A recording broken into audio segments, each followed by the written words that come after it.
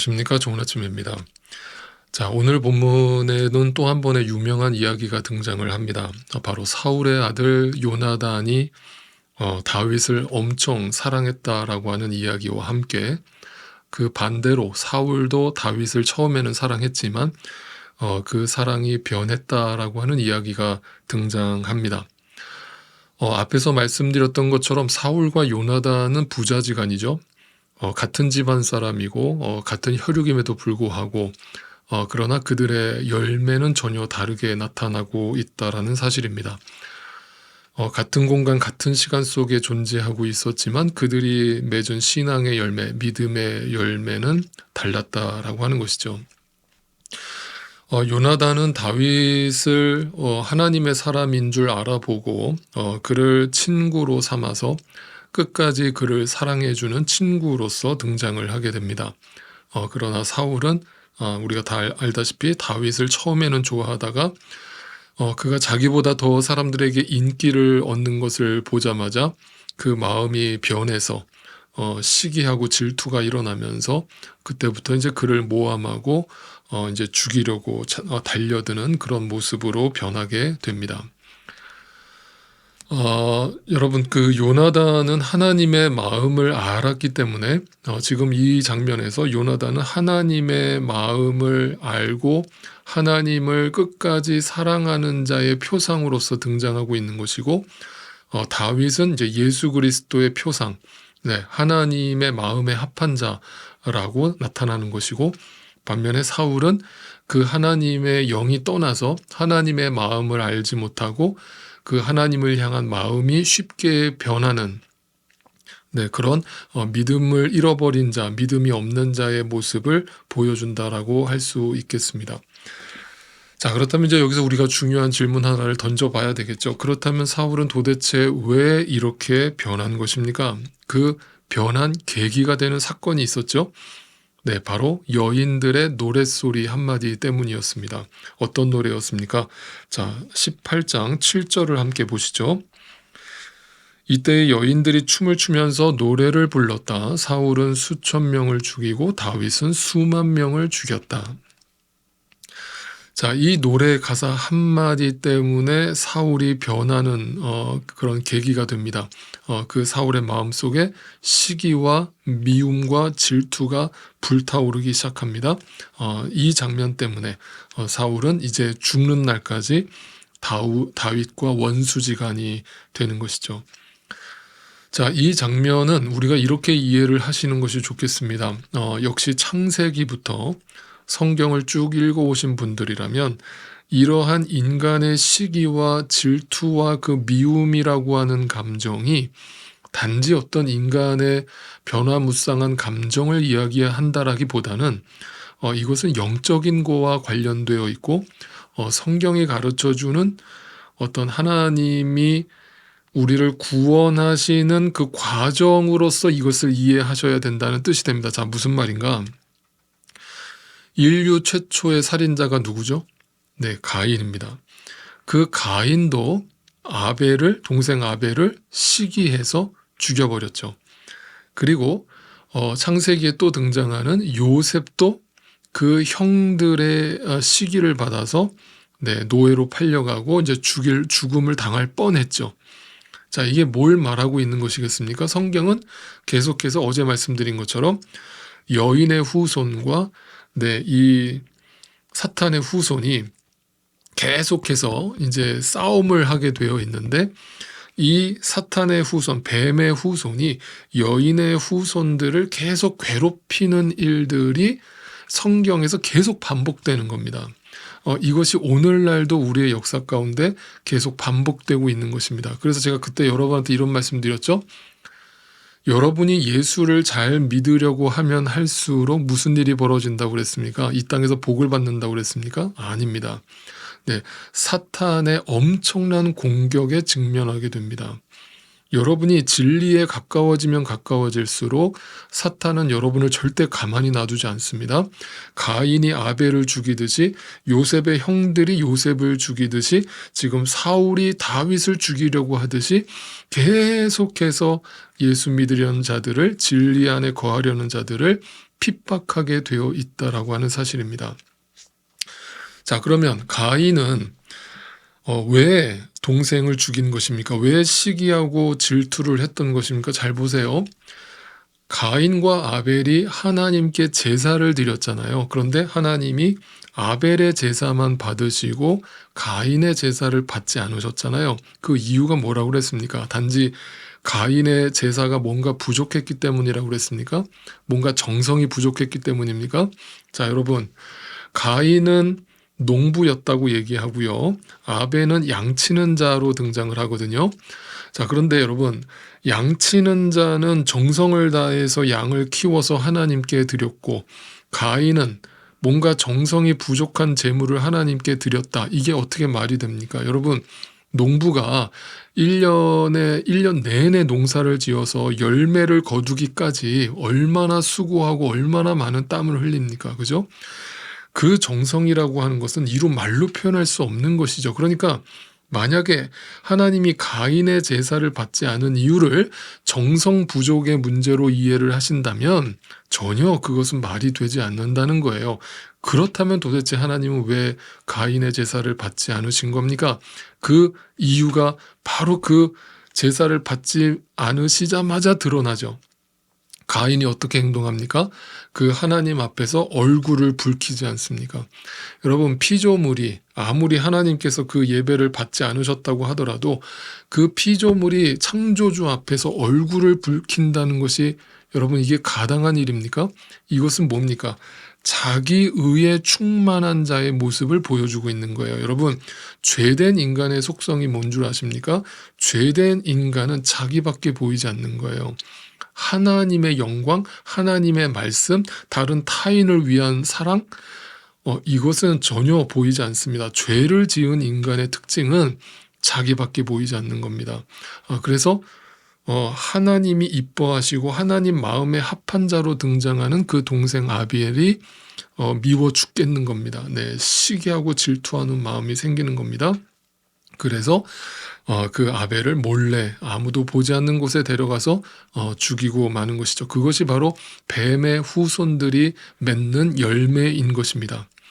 그러니까 어제 나눈 말씀처럼 사울이 다윗을 죽이려고 했던 것은 단지 어떤 인간의 감정적인 시기와 질투의 문제라기보다는 그러한 인간의 감정을 사용해서 하나님의 영이 떠난 그 사울이 하나님의 영이 함께하고 있는 다윗을 미워하고 싫어하고 죽이려고 하는 것이죠. 왜 그렇습니까? 하나님의 영이 함께하는 다윗의 특징이 뭡니까? 어제 말씀처럼 그 악한 영에 사로잡혀 있는 사울을 위해서 하프 연주를 하면서 찬양을 들려주면서 그를 위로하려는 마음이죠. 네, 그것이 제가 지난 주일날 고린도 후서에서 말씀을 나눈 것처럼 그 마음에 순박함과 진실함이 있는 것이죠. 그것이 다른 말로 하면 사랑이라고 그랬죠. 그 사랑의 마음을 가지고 있는 자들이 하나님의 영이 함께하는 자들이라는 거예요. 그런데 사울은 하나님의 영이 떠났기 때문에 사랑의 마음이 없는 겁니다. 그래서 다윗이 자기를 그렇게 위로해주고 자기에게 그렇게 아름다운 찬양을 날마다 들려주었는데도 그것은 까마득히 잊어버리고 그 은혜를 원수로 갚게 되는 것이죠. 그래서 여러분, 오늘도 여러분 주변에서 여러분의 마음을 괴롭히고 아프게 하고 여러분을 이유 없이 공격하고 이러한 사람들을 보거든 그 사람 자체를 보지 마시고 그 사람 속에 역사하고 있는 사탄의 영을 보실 수 있게 되기를 바랍니다. 그러한 자들은 내 영광, 자기 의로 충만하기 때문에 그렇게 예수 믿는 자들, 사랑의 마음으로 순박함과 진실함으로 하나님 앞에 사람들 앞에 서려고 하는 자들을 눈뜨고 보지 못하는 것이죠. 자, 18장 10절로 가보겠습니다. 바로 그 다음날 하나님이 보내신 악한 영이 사울에게 내리덮치자 사울은 궁궐에서 미친 듯이 헛소리를 질렀다. 다윗은 여느 날과 같이 수금을 탔다. 그때의 사울은 창을 가지고 있었는데 그가 갑자기 다윗을 벽에 박아버리겠다고 하면서 다윗에게 창을 던졌다. 다윗은 사울 앞에서 2번이나 몸을 피하였다. 자, 사울은 자신의 병든 마음을 위해서 하나님의 마음으로 하나님의 사랑으로 그를 치유하고 회복시켜 주려고 하프 연주를 하고 있는 그 다윗을 향해서 죽이려고 달려들고 있습니다. 이것은 단지 감정의 문제가 아니라 다윗이 그냥 싫은 겁니다. 왜 그렇습니까? 악한 영에 사로잡혀 있기 때문입니다. 사람이 싫어지는데 이유가 없습니다. 그냥 죽이고 싶을 정도로 미워지는 겁니다. 용서가 안 되는 겁니다. 사랑의 마음이 안 생기는 겁니다. 자, 그런데 사울이 다윗을 어느 정도로 싫어했는가, 그리고 왜 이렇게 싫어하게 되었는가를 다시 한번 이유를 살펴본다면, 자, 28절로 가보시죠. 사울은 주님께서 다윗과 함께 계시다는 것을 알았고, 자, 거기다 밑줄을 치세요. 사울은 다윗이 하나님과 함께 있다라는 걸 알았기 때문에 다윗이 싫은 거예요. 왜? 아까 말씀드렸잖아요. 가인이 아벨을 죽인 이후 바로 뱀의 후손들이 여인의 후손을 싫어하는 거예요. 네, 하나님이 함께하는 사람들을 싫어하는 겁니다. 그래서 어떻게 얘기합니까? 자기 딸 미갈마저도 다윗을 사랑하는 것을 보고서 29절 보세요. 다윗을 더욱더 두려워하게 되어 마침내 다윗과 평생 원수가 되었다. 자, 사울이 왜 이렇게 다윗을 싫어하는 것입니까? 하나님이 함께하고 있음을 보았기 때문입니다. 그리고 사람들이 그를 좋아하는 것을 보았기 때문입니다. 여러분, 성경의 진리는 이거죠. 하나님을 사랑하라. 그리고 내 이웃을 내 몸과 같이 사랑하라죠. 그렇죠? 이 두 가지는 뭐가 우선순위고 열등한 것이 아니라 네, 하나님 사랑과 이웃 사랑이 같은 것이라고 했습니다. 기억하시죠? 그러면 여러분, 사탄의 공격과 유혹은 무엇이겠습니까? 네, 바로 이 두 가지를 공격하는 겁니다. 하나님을 사랑하지 못하게 하고 사람을 사랑하지 못하게 하는 것입니다. 또는 하나님을 사랑한다고 입으로는 고백하게 하면서도 삶으로는, 행동으로는, 마음으로는 누군가를 용서하지 못하고 사랑하지 못하게 함으로써 형식적인 종교 생활에 머물게 만드는 것입니다. 그것이 바로 사탄의 공격이고 유혹인 것입니다. 여러분 기억하세요. 사탄은요, 우리한테 성경 보지 말라고 안 합니다. 성경 공부하지 말라고 안 합니다. 예배드리지 말라고 안 합니다. 성경을 봐도 좋고 말씀을 공부해도 좋고 예배를 드려도 좋아. 그런데 머리로만, 입으로만 믿어. 입으로만 떠들어. 행동으로 옮기지 마. 여러분, 이게 사탄의 공격인 거예요. 왜 그렇습니까? 믿음은 행함이기 때문이고 행해야만 믿음의 열매가 드러나기 때문이죠. 그게 사랑의 열매고 사랑의 본질이고 사랑의 실체죠. 행하지 못하게 하는 것은 네, 믿음도 아니고 사랑도 아닌 것이죠. 그 믿음은 그 자체로 죽은 것이죠. 그래서 여러분, 우리가 하나님의 영이 떠나면 지금 사울과 같이 행동할 수 있다는 걸 늘 기억하세요. 하나님 믿는 사람들이 그냥 싫어지는 거고, 그리고 하나님이 싫어지는 거고, 그 다음에 사람을 용서할 수 없는 그 마음으로 가득 차는 것입니다. 그것이 바로 성령이 다스리지 않는 사람의 실체인 것이죠. 그 믿음은 죽은 것이죠. 여러분, 그런데 여기서 또 한 가지 재밌는 표현을 보세요. 29절을 다시 보실까요? 다윗을 더욱더 두려워하게 됐다. 거기다 밑줄을 치세요. 자, 여러분, 지금 누가 가해자이고 누가 피해자입니까? 네, 다윗이 피해자잖아요. 지금 자기는 이스라엘 위에서 나가서 싸워서 승리한 죄밖에 없고, 다윗의 입장에서 보면 사울이 정신적으로 아프다고 해서 매일 밤 그의 방에 들어가서 그를 위해서 하프 연주로 찬양으로 위로해 줬을 뿐입니다. 그거밖에 한 게 없어요. 무슨 죽을 죄를 진 게 있습니까? 무슨 사울에게 맞을 짓을 했습니까? 그런데 사울은 다윗을 죽이지 못해서 안달이 나 있습니다. 누가 가해자입니까? 사울이 가해자예요. 그리고 그 사울은 지금 최고의 권력, 절대 권력을 쥐고 있습니다. 다윗은 아무런 힘이 없어요. 그러면 여러분, 인간적으로 지금 누가 두려워해야 되는 게 맞습니까? 네, 다윗이 두려워 벌벌 떨어야 되고 사울은 의기양양해야 되는 거잖아요. 그런데 여기 성경은 뭐라고 되어 있냐면 사울이 다윗을 두려워했다라고 말하고 있는 거예요. 이게 무슨 뜻일까요? 잘 보세요. 하나님의 영이 함께하고 하나님을 믿는 자에게 고난과 핍박은 더 이상 두려움이 아니죠. 골리앗 앞에서도 만군의 주 여호와 하나님의 이름을 의지하여 두려움 없이 설 수 있는 것이 믿음이죠. 그 사람이 하나님이 함께 하심을 믿는 자고 하나님이 함께 하시는 자죠.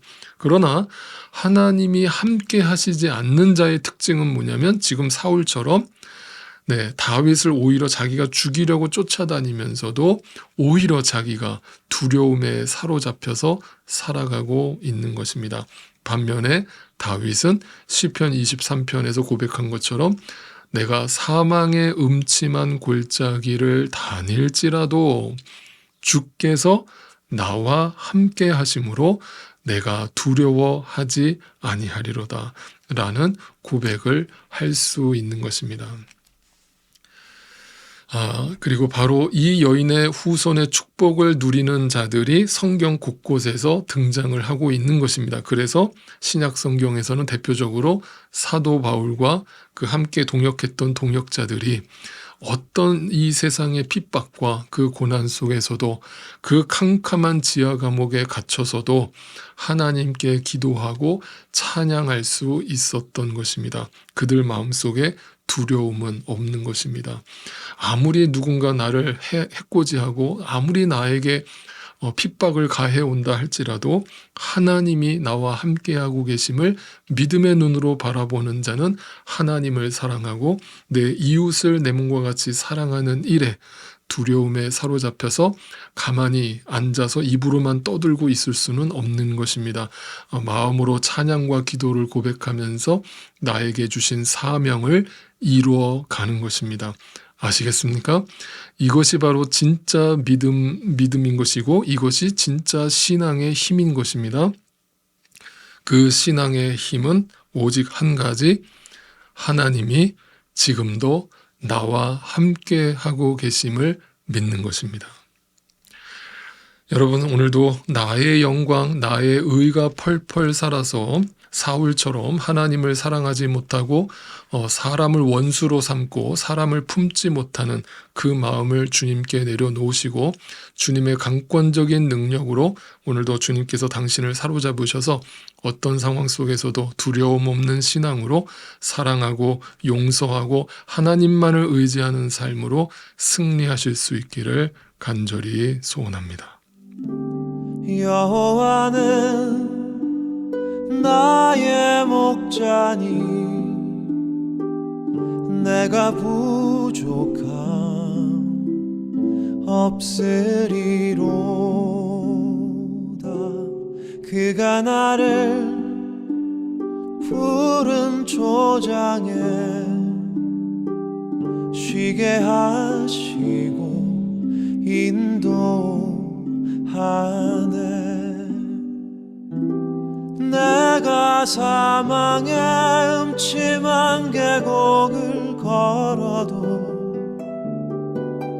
두려워하지 않을 것을